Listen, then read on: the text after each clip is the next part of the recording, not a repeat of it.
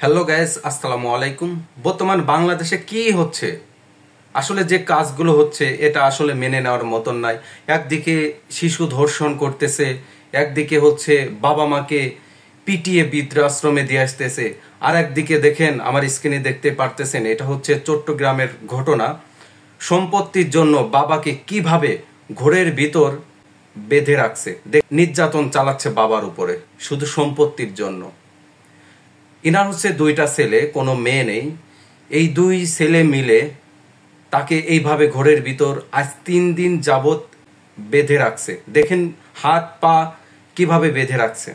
ইনি হচ্ছে মুরব্বী মানুষ। একটা ছেলে কিভাবে পারে তার বাবার সাথে এই কাজটা করতে? তার কি মনে একটু কি দয়াময় হয়নি? না রে, এই লোকটা আমার বাবা, আমার বাবা খুব কষ্ট পাবে। সেই বাবাকে দেখেন কিভাবে বেঁধে রাখছে। আজ 3 দিন যাবত বাবাকে ঠিক মতন খাইতে দেয় না, বাবার উপর নির্যাতন চালাচ্ছে। বাবা দেখতেছেন কিভাবে শুয়ে আছে। আমরা মানুষ এতটাই খারাপ হয়ে গেছি, পশুর থেকেও তো বেশি। পশুর সাথে তুলনা করলে ভুল হবে। পশুর থেকেও যদি, পশু আপনাদের থেকে ভালো, বুঝতে পারছেন? পশুর থেকেও যদি কোনো কিছু থাকে সেটা আপনারা, যারা বাবা মার সাথে এই কাজগুলো করে, যারা হচ্ছে শিশু ধর্ষণ করে। আরে যে বাবা মা 10 মাস 10 দিন তোমাকে পেটে রাখছে, যে মা, সে মাকে তুমি মেরে কিভাবে বৃদ্ধাশ্রমে পাঠাতে পারো? হ্যাঁ, ছোটবেলায় যখন তুমি খিদের জ্বালায় কান্না করতে, মুখ দিয়ে বলতে পারতেছে না, সেই মা তোমাকে দুধ মুখে দিয়ে দিত। আর এই যে বাবা, যখন তুমি স্কুলে যাইতে পারতে না, বাবা তোমাকে নিয়ে স্কুলে যাইতো।